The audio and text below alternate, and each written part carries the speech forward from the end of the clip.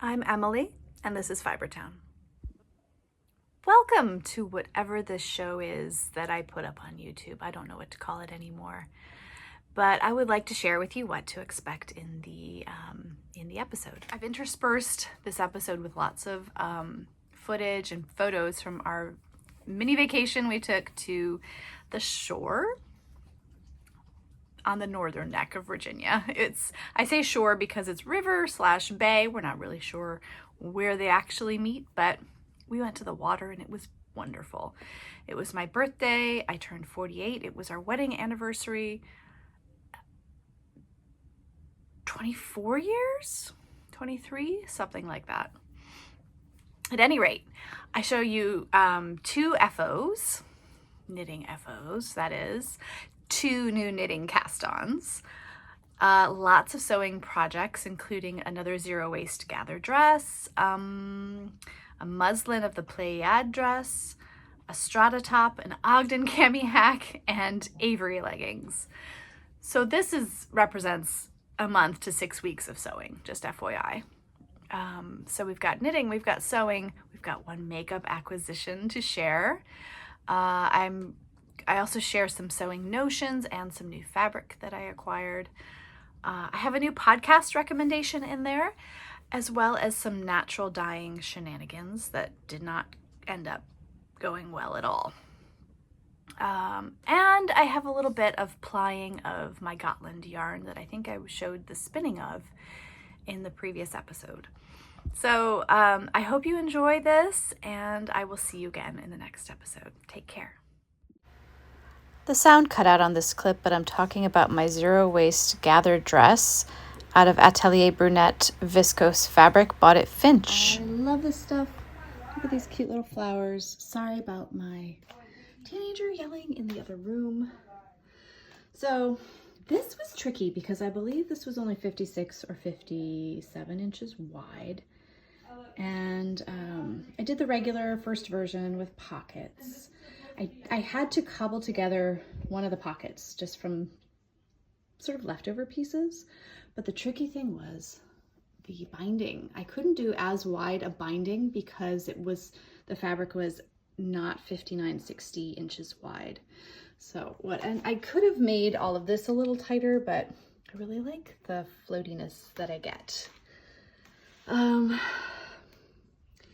So quite a few flubs in this, but I'm wearing it anyway and adoring it.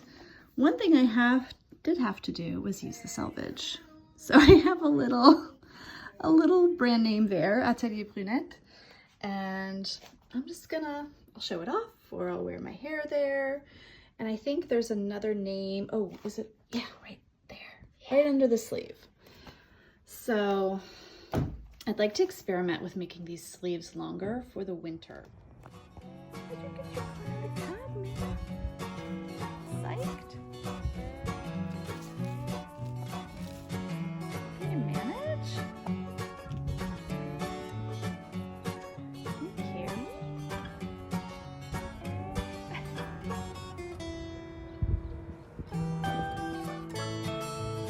have to carry that back home.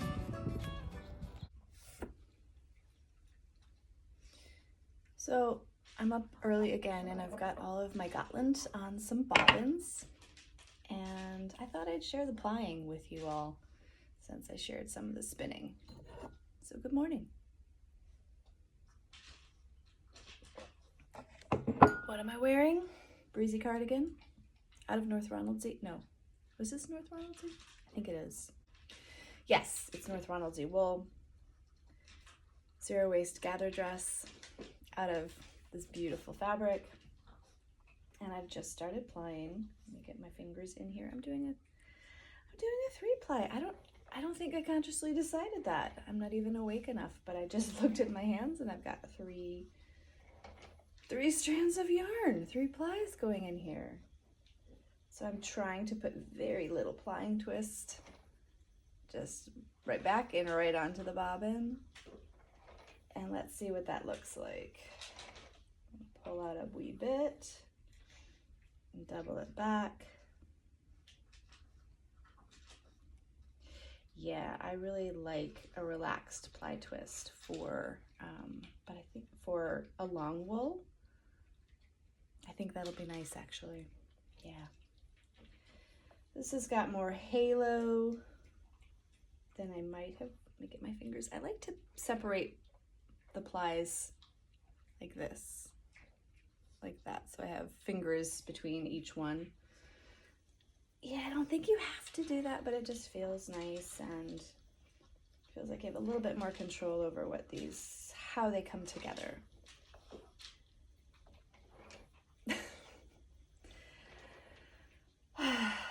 Sometimes I think things and I manage not to let them come out of my mouth. So, ménage à trois. And now my fingers have slipped out. I don't think it makes a big difference. But then sometimes I feel like the plies get away from me and they're not behaving quite how I would like them to. So then I just go back to separating them between my fingers. So taking this plying very slow, because I think in the past when I have spun and plied long wools, they have come out ropey, and it's just due to probably too much twist in both of the sequences of the making, the spinning of a single and the plying. So let's see what it looks like on the bobbin. I'll bring you over. Pretty gray stuff. A little fuzzy, but pleasant. Very curious to see how this yarn will turn out. Here's my finished Gotland. 210 yards on 10/1/2020. That's when I plied it.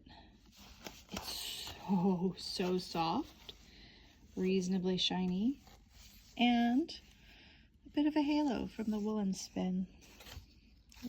Really love this.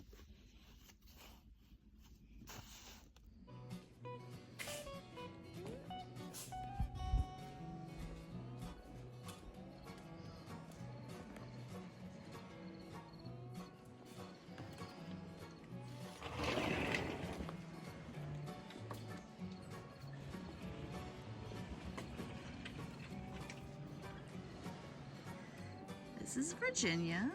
That's Maryland.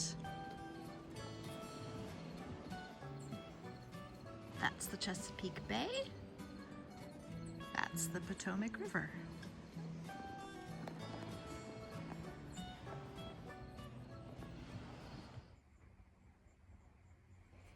Hey, Alice. There's Alice with her Alice statue. So I thought I would show all the fiber townies my muslin of the Pléiade dress, which I made into a tunic by, oh gosh, who designed this? Put it here. Pléiade, like the constellation. I don't even know how you say that in English. Astronomical inspired names to their patterns. So this is a dress out of a drapey fabric, and you can have sort of this type of collar or like a regular shirt collar. I went for this one. And at first I found it kind of a fussy design and a pattern that I would not recommend for beginners. However, I've been wearing this muslin around today, I've been out in it, I've been at home in it, and I kind of like it. I think it would make a good dress. There are two versions of this dress, actually two separate patterns. This is version 2. Version 1 has sort of a gathered shoulder, which is a more vintage look. But I at first found it too fussy, but now I think I rather like it. The neckline was tricky to make, and as I said, I don't recommend this pattern for beginners. It does not really tell you a lot of the steps you should be doing. And then the collar definitely it's not great the way I put it in. And I kind of did my best because the pattern doesn't help very much.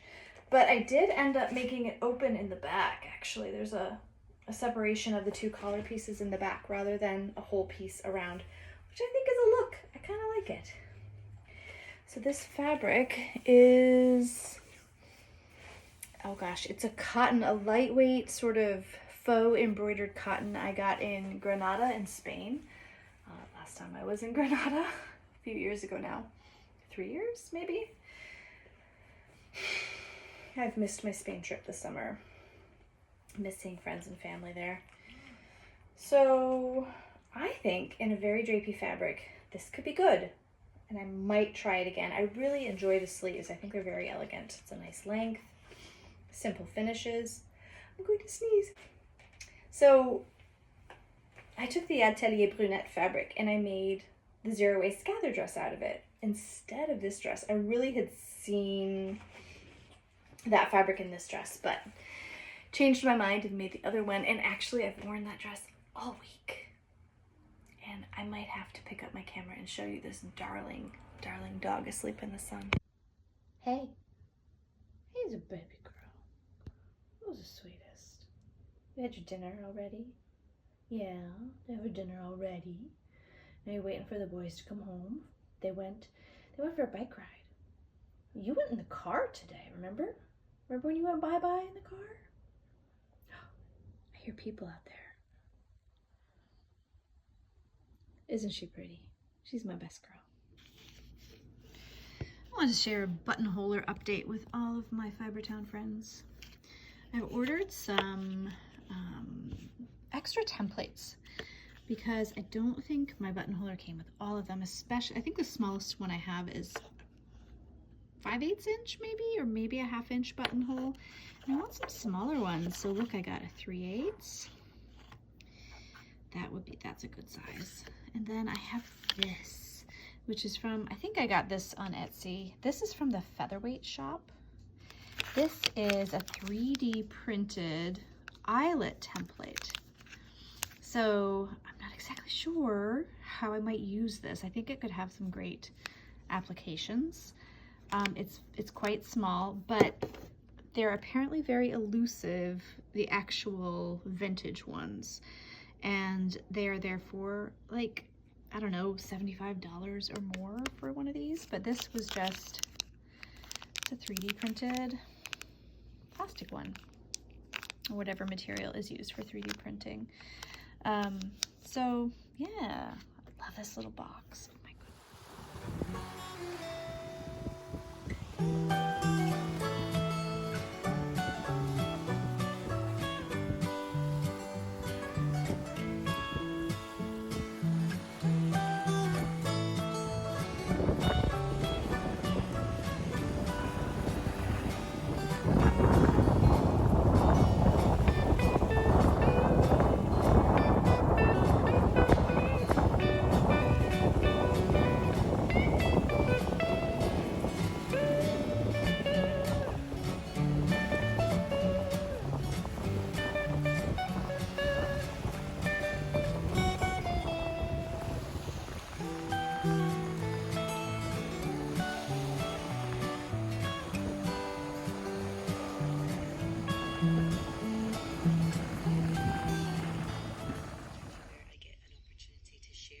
Have you all checked out the Meaningful Stitch?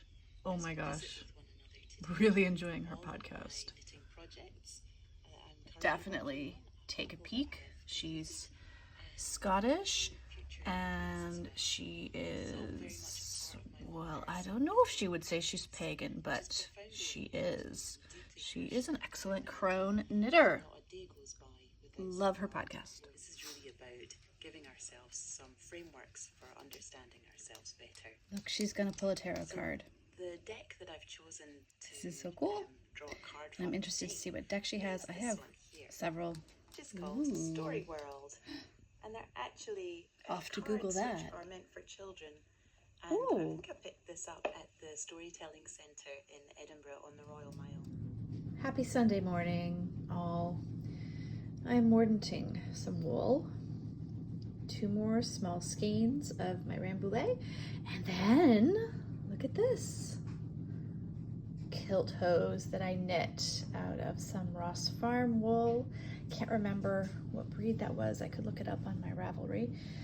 But my husband hung them up to dry next to something pink or red or orange, and the color bled onto this sock. So I'm mordanting them to try something with dye. So this is an alum mordant, and as I was saying, this is an alum mordant, and I'm going to try increasing the pH in a Cosmos dye bath to a really basic pH, and then hopefully I will get a crimson. We'll see. I am attempting to make a very basic Cosmos dye bath to get a crimson color. I was inspired by a spinning group I recently joined, and I feel like I'm adding a ton of soda ash, but look at how the pH has changed. My water is pretty much neutral, and then as I add the soda ash, we're getting here. I would really like to hit those kinds of reds, because I bet that's where I'm gonna get the best color. I want it red. Sorry, that's my dirty Instant Pot behind. So, I don't know, man, woman, person. This is still looking kind of orange. It might look different on wool. Last time I put soda ash in there, it poofed up. So I feel like I might have saturated the dye bath. All right, we'll see what happens. I recently made a purchase with a friend of some merino from the fabric store in New Zealand, which I hemmed and hawed about. But this is a fabric I love, and I rarely find in my local fabric stores. Once in a while, I have found one in particular, and I snapped it up, but it's very hard to find. So when this the fabric store New Zealand had a sale on their merino jersey, a friend and I thought we would offset sort of the shipping footprint and do an order together. So I bought 3 merino jerseys. These are the coziest. This one in particular, I've just washed them. They're a little wrinkly. This one is the ZQ merino, which is completely traceable back to the farm and certified ethical farming practices, as well as worker practices, social practices. So this is a gorgeous iris colorway. I'm going to make a Mandy Boat tee. I think I have 1.5 meters, which is more than enough. And then this is navy. Gosh, it looks really strange. The coziest kind of lightweight wool jerseys, the 3 of these. This one is going to be either another Mandy Boat tee, or if I'm feeling charitable, I will make a shirt for my husband out of this. And then this is also 100% merino. It's fairly, well, it's not very opaque. I want to make a sleep shirt, a nightgown out of this. So I have 2 meters of that. So this should be my cozy at-home winter wardrobe. And I can't wait to sew up some.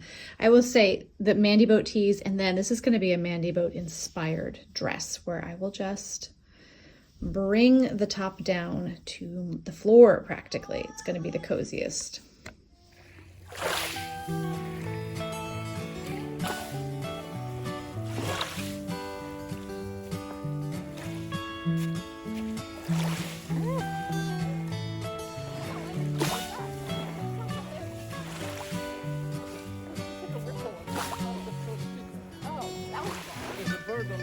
It's wet.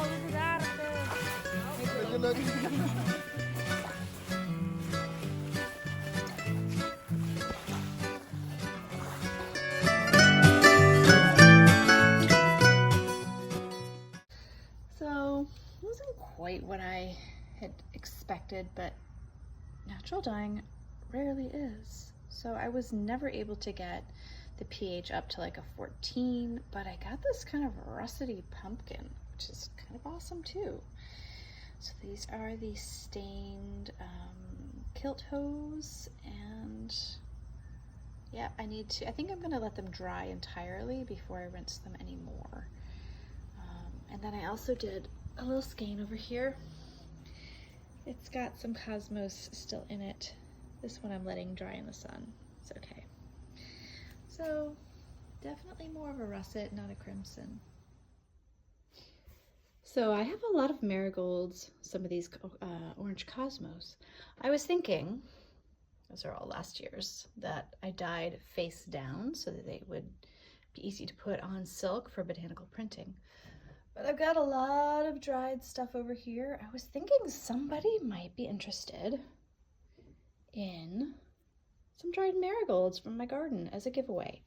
So I will put a question in the down bar, and if you are interested in, I don't know, maybe 50 grams of dried marigolds or so, I'll have to see what I can spare, but I would love to share them. So maybe the question would be,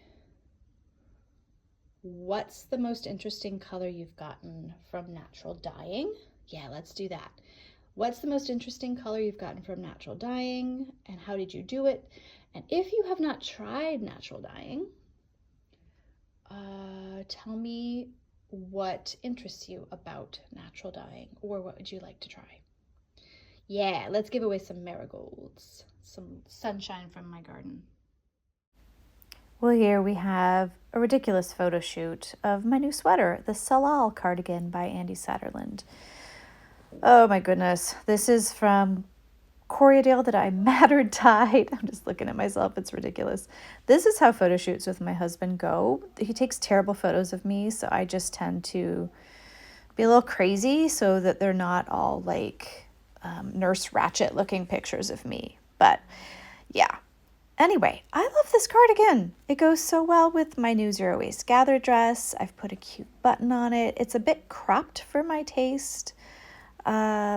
But what I ended up doing, and I'll show you in a minute, I just put one button on it right here. And then to give the bottom some weight, because it was too cropped, I stitched in this gorgeous ribbon. So that's my cardi. Here I am in my kitchen once again in a wrinkled piece of clothing, but I want to share my latest Strata top. The Strata top is a design by the So Liberated lady.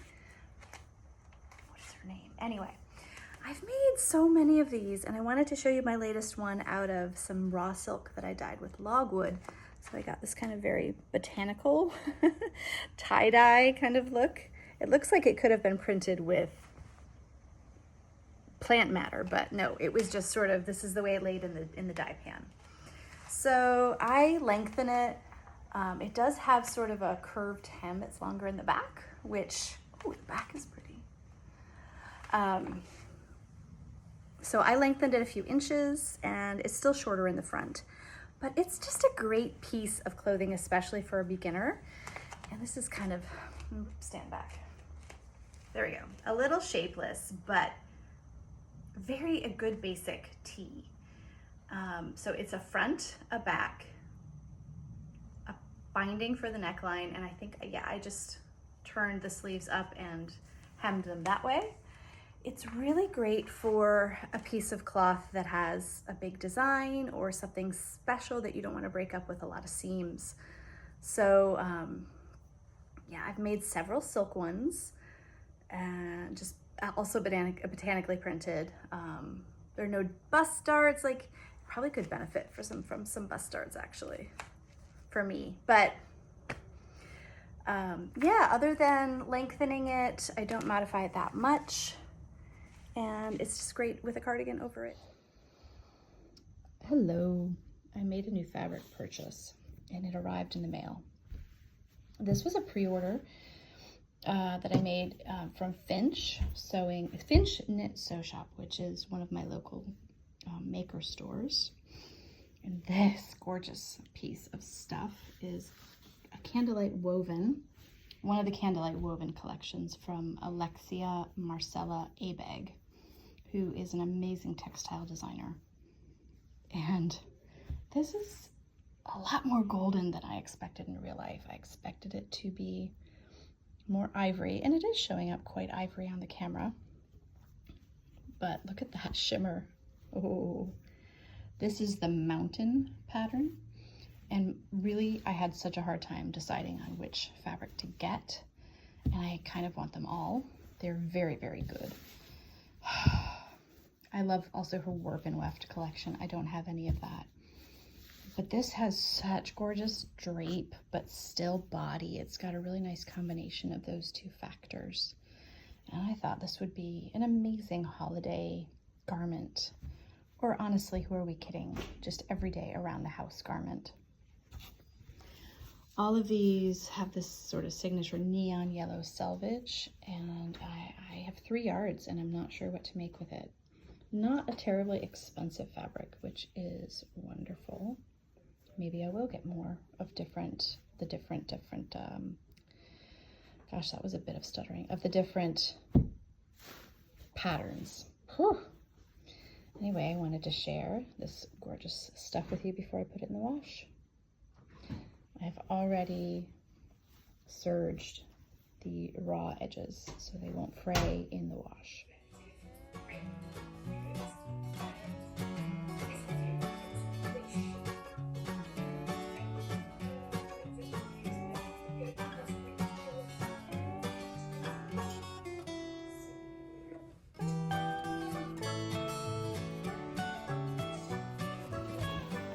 Look at him go! Look, there's like, look at that little one. Wait. There's a little one in there too? Look at that right there. See that? Oh, It's is that a super baby translucent, I think so. Super translucent. Right there. See it? Yes! No. You know what that is? What is it? It's not a jellyfish. It's a little, like, hydra. Like, practical. Oh, maybe it is a baby jellyfish. You guys, there's a baby jellyfish or something in here, too. Besides the big one. Maybe they're small. See, it's super translucent right there. See it? Oh my god, you see it? It's totally moving. The jellyfish is totally moving around. These are the leggings I made with some stretch fabric that I got from Blackbird Fabrics.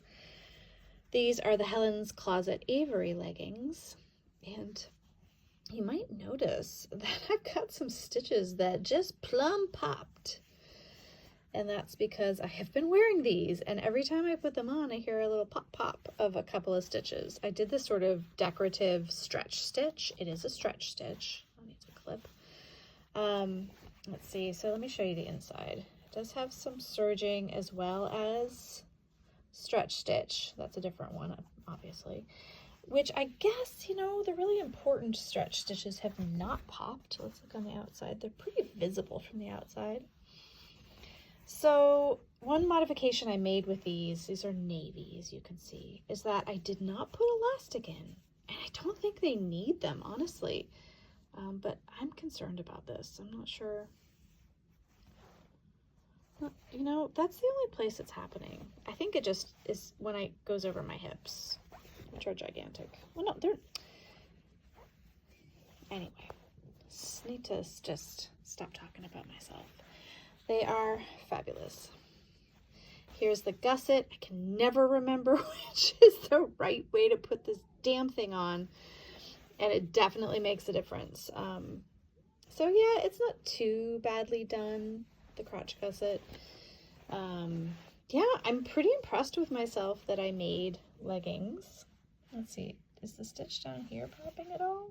It's not, it's just over my hips. I guess that stands to reason. You know, that when this, it's the only part that does go over my hips, really.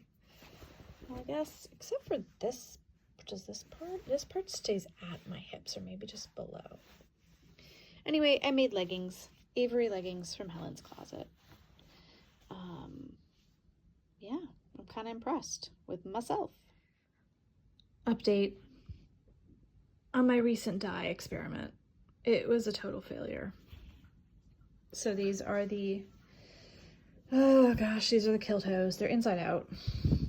This is the yarn that I started off with Orange Cosmos, and I tried to get like a crimson by making the dye bath as basic as I could get it. And gosh, it's awful.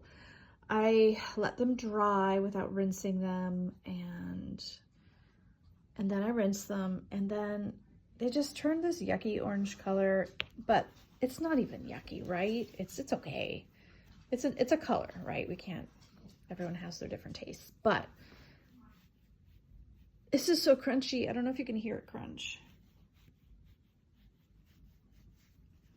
This is due. I think I put in too much washing soda in my effort to get it to turn crimson. I think I have to throw these out. They're not salvageable.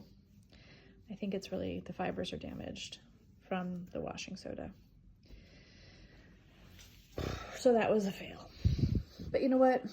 This is not a lot of yarn. It's like, what, 50 yards? And these were stained anyway, so you can't win them all. Hello, let me show you my pseudo Mondo cable cardi. I am not going to put pictures or a video of this on my body in this episode because it's still hot, but tomorrow it's going to be cold. So just let me show you the button I have selected. This was in my mother's button box. I think this is from a dress I wore when I was 4 or 5. We bought it at JCPenney's, and they had a portrait of me painted wearing this dress. It was yellow, and it had floofy butterfly sleeves, and I loved it. And I believe, I mean, this might not be from that dress, but I associate for some reason that dress with Winnie the Pooh. Maybe, I mean, it kind of looks like it was from pants, but I don't know. I need to ask her. So I shined it up as best I could and sewed it on to the collar of my gorgeous Corriedale cardi. Isn't she beautiful? Shiny, velvety. It has some issues in the execution, but that's not this yarn's fault. And I will talk more about it in my next episode.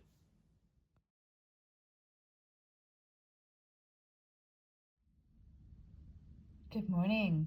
I want to show you my newest makeup acquisition. Well, eyeshadow acquisition at any rate. This is the ColourPop Hocus Pocus palette. Gather round, sisters. I admit I was taken in by the marketing. I mean, it's the witch's grimoire. See the leaves of the grimoire. Oh my goodness. Yes, I was taken in entirely. I just love this ridiculous movie from, what is this, the mid-90s? Anyway, let me open this gorgeousness up and show you the color. Actually, I'll show you the color names first. Can you see? So witchy, so good, so many movie references. All right, if you got a good look. There we are. They're the Sanderson sisters. I really love the robe. I should sew myself something like that. It's gorgeous. Okay, so here, look at the stained pages of the grimoire. I don't like this glittery stuff. That's not great for your eyes. But, and actually, it's kind of hard to capture the colors on this rainy day. But I especially love this shade, Wench. And Goodbye Cruel World. I love these greens as well, but they're a little, they sort of translate dark on my eye. So I've done a look with Full Moon, Hello Salem, On Toast, Coven, and then I think a little of Thackeray Binks.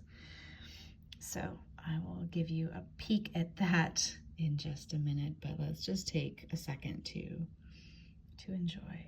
Gather round, sisters. Let's form a calming circle.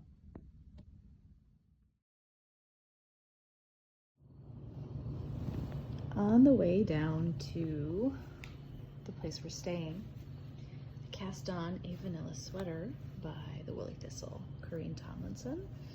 And I'm using this really gorgeous Rama Phenol PT2, and I'm following her pattern, and it's an interesting way of doing the yoke that instead of doing short rows in the round, you knit flat for a while and you cast on extra stitches in the front. So we'll see how that turns out.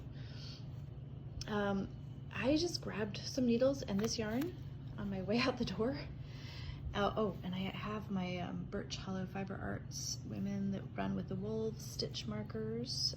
That was a collaboration between Sarah Pomegranate and this company, which made beautiful, beautiful stitch markers. Women Who Run with the Wolves by Clara Pinkola Estes. That was a book for a number of years that I have dipped into sometimes on a daily basis for self-reflection, for comfort, for wisdom, for questioning. So I really love that book. And I grabbed that yarn as well as this yarn, which is pretty deep stash yarn for me. This is Brooklyn Tweed Loft in the Long Johns colorway. And I've cast on a second one, and I didn't have fancy markers for this one, so I've just used a few lengths of this yarn. So I've been knitting a lot with this gorgeous view. I'll take a video and insert it. You can see the water from almost everywhere in this house, and it's over there,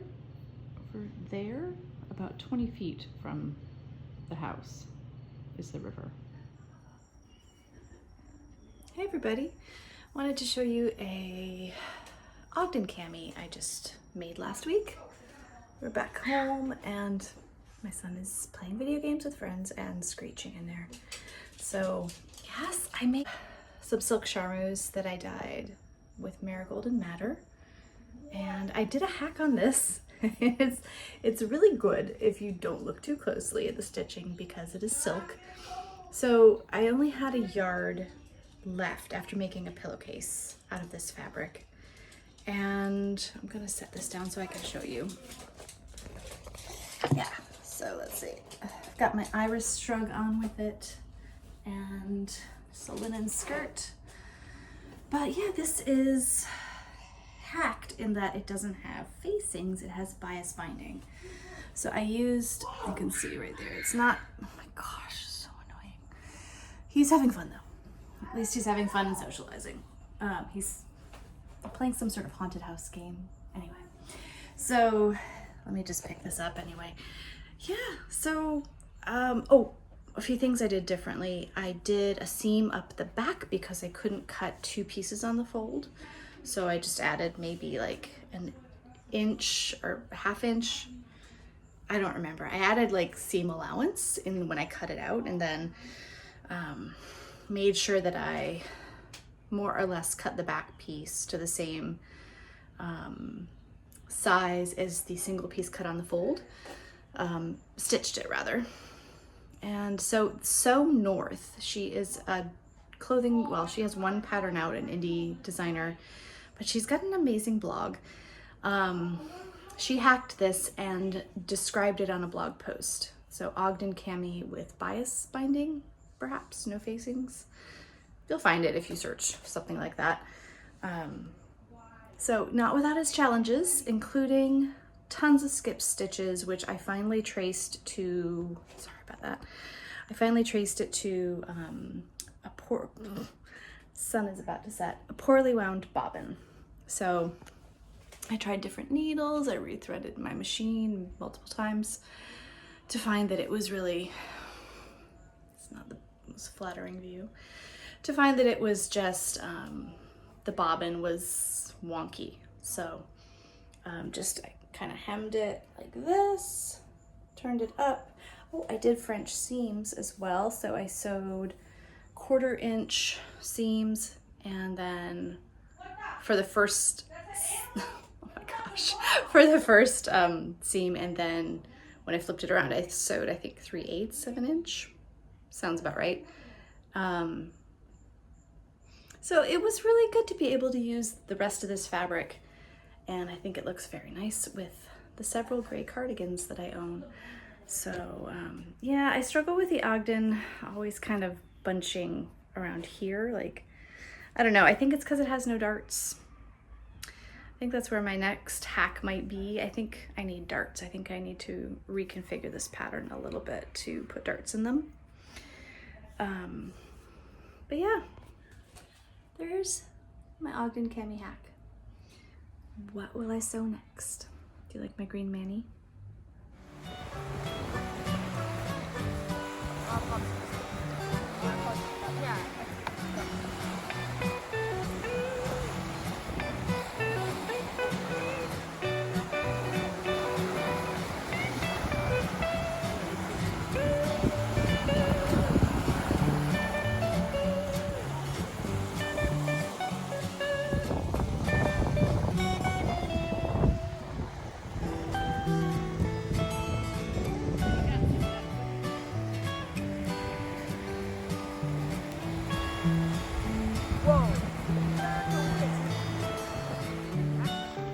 I'm surprised you have one, Oliver.